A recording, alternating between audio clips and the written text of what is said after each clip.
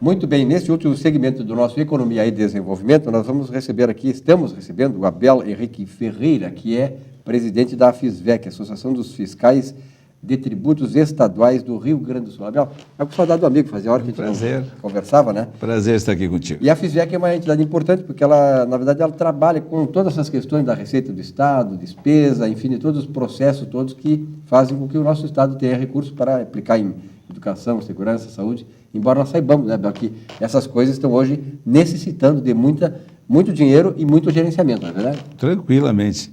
Hoje nós estamos com problemas, há um paradoxo, a sociedade quer mais serviços, quer mais saúde, quer mais segurança, quer mais educação, né? Quer mais obras, mas em compensação quer pagar menos tributos.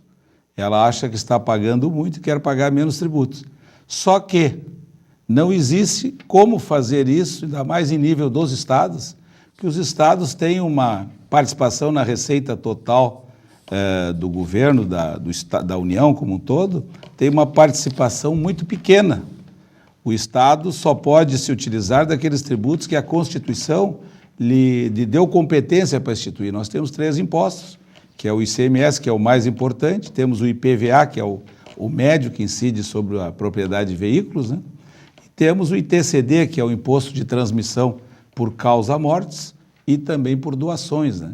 Então, o Estado, e algumas taxas. Fora isso, o Estado depende também de algumas transferências correntes que vêm do governo, que seria parte da arrecadação, por exemplo, do governo federal, parte da arrecadação do imposto de renda e do IPI, são devolvidos ao Estado, 50% mais ou menos desses, são devolvidos a todos os estados e municípios de forma inversamente proporcional.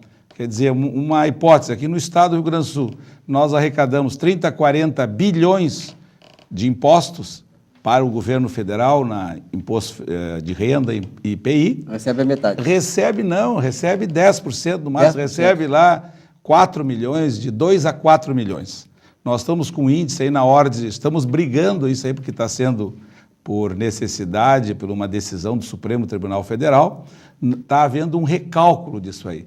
E nesse recálculo, nós gaúchos que pensávamos em ganhar alguma coisa a mais, nós estamos perdendo. Então, nós estamos lutando para ficar lá com índice de 1,83, que vai incidir sobre toda essa arrecadação nacional. Nós estamos brigando para ficar mais ou menos no mesmo patamar. Porque quando há essas mudanças, nenhum estado quer perder e nem o município. E tem que mudar, Agora, não é justo. Hoje em dia, o estado arrecadar 40 bilhões e ter um retorno de 10% a menos de 10%. Que fatores contribuem para essa taxa de 1,8%? O fator é o desenvolvimento, é o PIB população gaúcho, também, população, e ainda existe lá desde a Constituição, se eu não me engano, de 30 lá que se colocou aquela lei das secas. Então hoje os grandes recursos desses 2 impostos federais, IPI e Imposto de Renda, vão para os estados do Norte e Nordeste, né? Por exemplo, vamos dar um exemplo do estado que é tão famoso, Maranhão. Maranhão deve arrecadar 1 bilhão de impostos federais e para ele voltam 8 ou 10 bilhões. Quer dizer, então os estados penalizados com isso, quer dizer, é uma sangria dos tributos que são recolhidos em cada estado, é uma sangria que sai daqui do estado do Rio Grande do Sul, sai do Rio de Janeiro, sai de São Paulo, que é um dos que mais sofre. Muitas vezes nem chegam lá no... Né? E aí a gente não sabe como é que são aplicados, né, lá. E além disso, o governo federal também faz uma política de benefícios fiscais em cima desses 2 impostos. O IPI, seguidamente, tem a sua base reduzida por causa do equilíbrio da economia e também o imposto de renda. Então, ao tu diminuir isso aí, tu diminui o valor. E a União hoje cada vez mais está criando a famosa contribuição social. Nós tivemos aí, até bem pouco tempo, a contribuição, aquela provisória de movimentação financeira. Temos também... Estão querendo, cada dia querendo, né, ela vai voltar, né? Ela vai voltar, não sei qual é o dia, mas ela Mesmo volta. Mesmo que tendo aquela vinculação que diz que vão fiscalizar. Tranquilo. Porque essa contribuição, que vem a ser um tributo, esse tributo é importante para o controle dos tributos, da arrecadação dos tributos. Só que ele poderia, como sugestões de muitos teóricos que já falaram isso há 10 anos, ele poderia, assim, cobro de todos e depois reduzo, por exemplo, no imposto de renda, que seria uma maneira, porque tem muitas pessoas que nós sabemos que eles vivem num mundo marginal, num mundo fora da economia. E essas pessoas que vivem no mundo fora da economia, eles só vão pagar o seu tributo através dessa movimentação bancária, né? Então, realmente, ele é um tributo que é importante, mas num valor menor e, se possível, que ele seja devolvido através de outro imposto, que ele seja devolvido para esse cidadão, que ele sirva só apenas de controle. Abel, nós sabemos que nós vivemos assim, num país em que o índice de tributação é muito elevado, há muita complexidade, etc. e tal, mas, sobretudo, em função disso, né, do valor elevado dos tributos, da carga tributária elevada, há muito claro apelo à sonegação de impostos.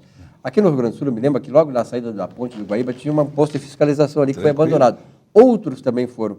Isso acabou prejudicando uma maior fiscalização e, portanto, uma redução da receita do Estado? Foi muito boa essa tua pergunta, porque, ao contrário, os postos que nós tínhamos, na época do IVC, que era o Imposto de Vendas e Consignações, nós tínhamos postos fiscais em toda a entrada de Porto Alegre. Nós tínhamos em Canoas, Gravataí, Cachoeirinha, Guaíba, tinha em todas a entrada. Por quê? O IVC ele incidia cada operação, não tinha débito e crédito. Era um imposto cumulativo. E hoje o ICMS é não cumulativo. E com o passar do tempo, eles foram, curiosamente, o penúltimo a ser fechado foi o de Canoas, que hoje não dá nem para nós imaginarmos a entrada de Canoas com um posto fiscal ali, atravancando, no caso, o que já é atravancado ali, o trânsito na entrada daquela cidade. Mas foi na época ali, mais ou menos por Canoas, que foi apreendido um leitão, um porco, que vinha da Inglaterra para a Expo Inter, e era da rainha Elizabeth. E o que aconteceu? O porco ficou lá e morreu, e valia milhões, quer dizer, a pessoa não teve sensibilidade. Que porcaria. Não teve sensibilidade, mantiveram, e ali já foi um dos motivos de fechar.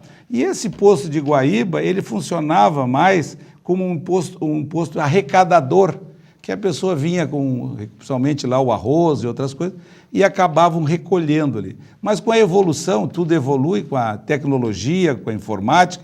Hoje nós fazemos os pagamentos através do telefone, através da internet, então ele se mostrou desnecessário. E aí, na época, houve até algumas crises, esse posto foi fechado no governo Rigoto, que ia cair a arrecadação, porque era um problema, que não sei o que lá, porque sempre tem alguns que têm o interesse.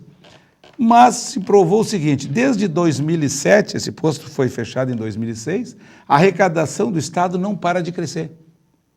Mesmo o ano que passou, o ano de 2012, que foi um ano que tivemos uma queda no nosso PIB, tivemos um PIB negativo, tivemos um monte de problemas, tivemos problemas com o mercado externo, mesmo no ano que passou, nós superamos todos os índices de ICMS e dos demais impostos que estavam para ser arrecadados. Abel, eu sei pela competência dos técnicos fiscais do Estado do Rio Grande do Sul, digamos assim, pelos mecanismos que se tem hoje de controle, eu como economista entendo assim, imagino que a gente sempre tem uma taxa em que imagina de sonegação diante de um segmento, diante de um mercado em evolução, a gente sabe como é que está a economia e tal. Existe, digamos assim, o Rio Grande do Sul arrecada 30, 40 bilhões de reais. Sim. Tá? Há uma taxa de sonegação em torno de 10%, 15%? Pode-se falar isso? A gente imagina, a gente tinha um cálculo, até na época que eu trabalhava na divisão de estudos econômicos, nós tínhamos um cálculo, mas isso aí era o ano de 81, 82, que nós tínhamos uma média de 30% de sonegação. Como é que era feito isso? Em cima da arrecadação de cada segmento da economia, nós fazíamos diversos autos de lançamento, então um percentual daqueles que fossem autuados, nós fazíamos uma média e sabíamos, olha, de cada 20% do setor, por exemplo, vamos lá, madeireiro, 20%, a gente observa que tem uma sonegação de 60%. Então, em cada setor, nós chegávamos a uma média. Eu sei que lá pelo ano também de 2007 e 2011, trabalhávamos com uma inflação, com uma uma sonegação na ordem de 15%.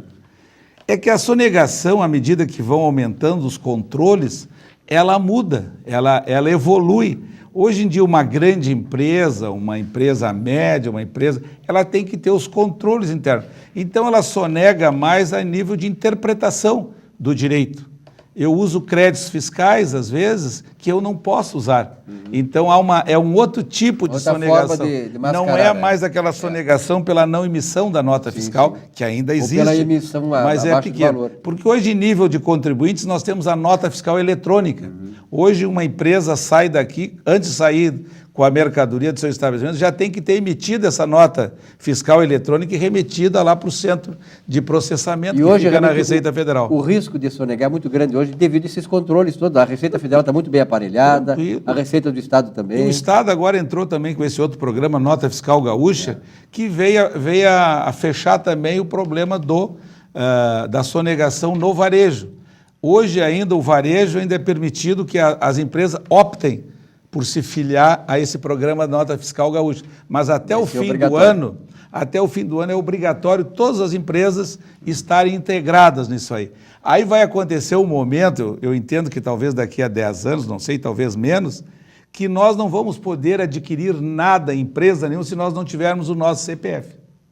Porque aí já vai ser um controle completo em todo, porque nós também, muitas pessoas não têm origem dos seus gastos, né? E daqui a pouco aquela pessoa que não tem origem de onde veio o dinheiro para os seus gastos, ela se obriga, ela com o CPF, ela vai ter que demonstrar para o fisco estadual, municipal e federal da onde vem esse dinheiro. Ela vai ter que ser tributada. Então, a médio prazo, cada vez mais nós estamos cercando o contribuinte. Então, eu acho que vai ser melhor para a sociedade, como tu falaste.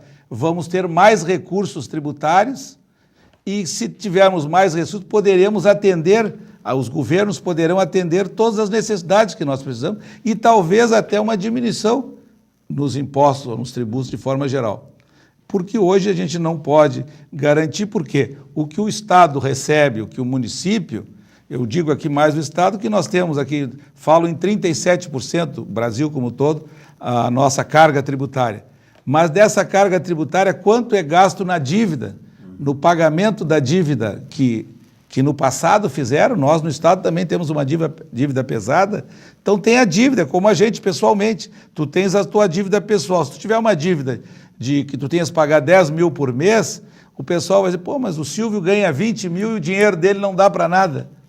É que tu tens que pagar as dívidas, tem que pagar a Previdência, que é outra dívida que o Estado e a União têm com os trabalhadores, tanto público como privado, porque usaram aquele recurso que era para estar num fundo de proteção. Tem os precatórios. Usaram tudo isso aí para fazer obras. Então, eu acredito que o dinheiro foi usado. Em suma, se pegou dinheiro dos contribuintes e se utilizou para fazer Itaipu, outros dizem lá para fazer Brasília. Nós aqui tivemos uma expansão na telefonia e energia elétrica lá pelo ano de 1980. Foi estupenda, mas tudo tem custos, né? Abel, muito obrigado pela tua presença aqui. Estamos sempre às ordens aí para conversar. Uma vez por mês para conversar, porque realmente esses são assuntos importantes, né, que a sociedade precisa saber. E aqui esse programa é justamente para isso, para esclarecer isso, né, que nem sempre em outro lugar aí se tem esse espaço que teve o Abel aqui para trazer esclarecimento. Obrigado, até uma próxima oportunidade. Muito obrigado. Até Nossa Economia e Desenvolvimento fica por aqui. Uma bela semana de trabalho para todos vocês. Semana que vem, um novo encontro. Até lá.